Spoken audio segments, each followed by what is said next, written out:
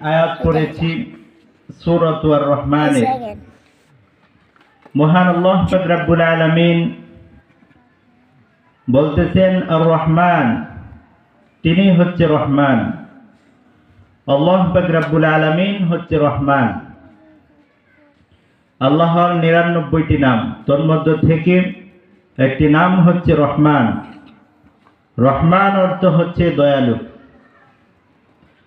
আল্লাহ পাক রব্বুল আলামিন হচ্ছে দয়ালু। তিনির মতো দয়ালু দুনিয়ার বুকে আর কেউ হতে পারে না।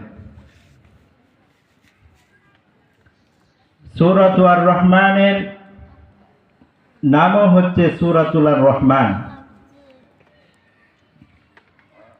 নবীজি সাল্লাল্লাহু আলাইহি ওয়াসাল্লাম হাদিসে পাকে বলেছেন, দুনিয়াতে প্রত্যেক মানুষের এই নববধূ আছে। কুরআনের নববধূ হচ্ছে সূরাত আর-রহমান।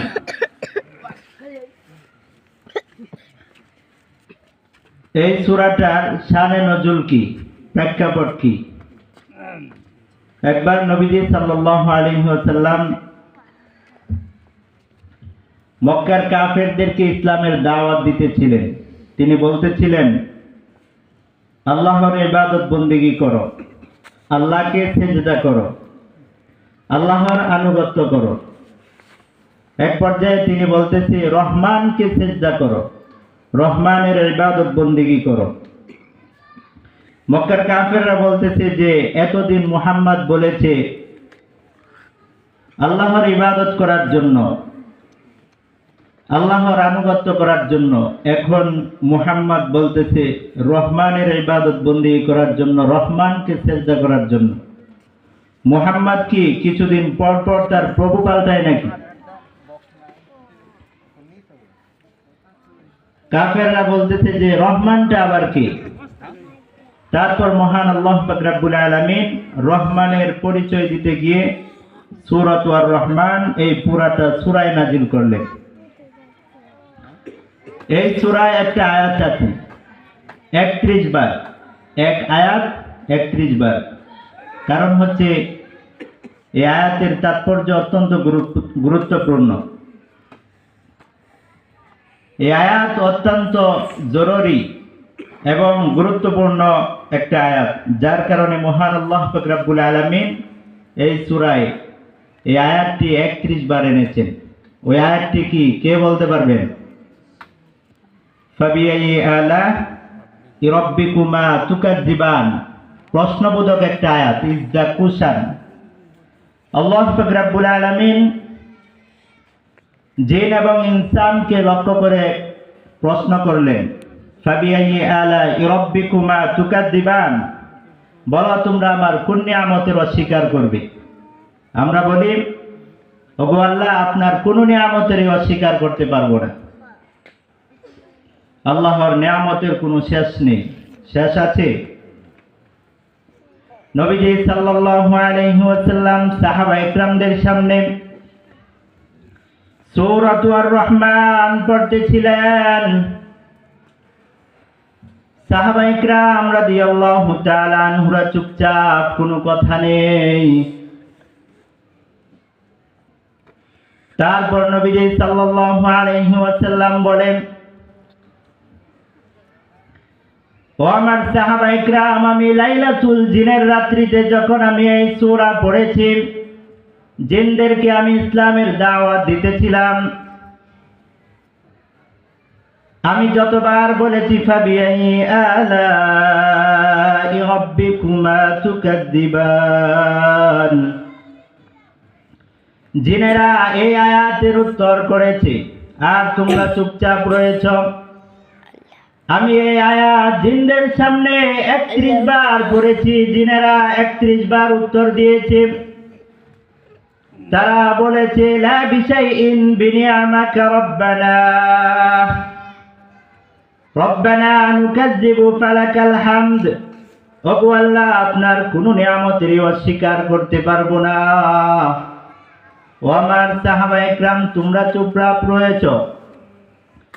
এজন্য ভাইয়ারা, মহান আল্লাহ পাক রব্বুল আলামিন আপনাকে আমাকে অনেক নিয়ামত দান করেছেন।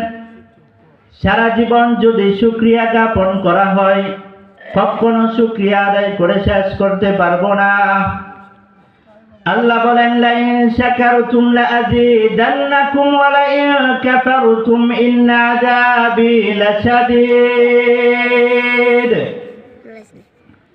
যদি তোমরা আমার নিয়ামতের শুকরিয়া জ্ঞাপন করো, আমি মহান আল্লাহ পাক রব্বুল আলামিন নিয়ামত বৃদ্ধি করে দিব। আর যদি না শুকরিয়া করো, আমি মহান আল্লাহ পাক রব্বুল আলামিন নিয়ামত ছিনিয়ে নিব। জেনে রেখো আমার আযাব খুব ভয়ঙ্কর। এজন্য ভাইরা, আপনি আমি যদি মহান আল্লাহ পাক রব্বুল আলামিনের নিয়ামতের শুকরিয়া জ্ঞাপন করি, আল্লাহ পাক রব্বুল আলামিন আপনার আমার নিয়ামত বৃদ্ধি করে দিবে। আর যদি না শুকরিয়া করি, মহান আল্লাহ পাক রব্বুল আলামিন আপনার কাছ থেকে আমার কাছ থেকে নিয়ামত ছিনিয়ে নেবে। আল্লাহ পাক রব্বুল আলামিন কালামে পাকে বলেন, قل لو كان البحر مدادا لكلمات ربي لنفد البحر قبل أن تنفد كلمات ربي ولو جئنا بمثله مددا। আল্লাহ পাক রব্বুল আলামিন বলেন, দুনিয়াতে যতগুলো গাছ গাছালি আছে সব যদি কলম হয়ে যায়, ওই গাছ নামক কলম দিয়ে সমুদ্রে যতগুলো পানি আছে সবগুলো পানি যদি কালি হয়ে যায়, ওই পানি নামক কালি দিয়ে যদি মহান আল্লাহ পাক রব্বুল আলামিনের প্রশংসা লেখা হয়, গাছ নামক কলম একদিন শেষ হয়ে যাবে। সমুদ্রের পানি নামক কালি একদিন শেষ হয়ে যাবে। তবে মহান আল্লাহ পাক রব্বুল আলামিনের প্রশংসা লেখে শেষ করা যাবে না। তবে মহান আল্লাহ পাক রব্বুল আলামিনের নিয়ামতগুলো লেখে শেষ করা যাবে না। এজন্য ভাইরা, আপনি আমি সব সময় মহান আল্লাহ পাক রব্বুল আলামিনের নিয়ামতে ডুবন্ত।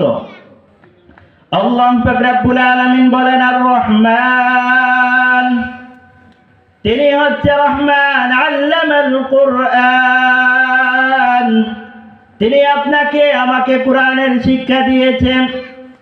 খলাকাল ইনসান,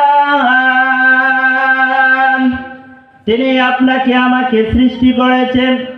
আল্লামাহুল বায়ান, তিনি আপনাকে আমাকে কথা বলার শক্তি দান করেছেন। সময় শেষ হওয়ার কারণে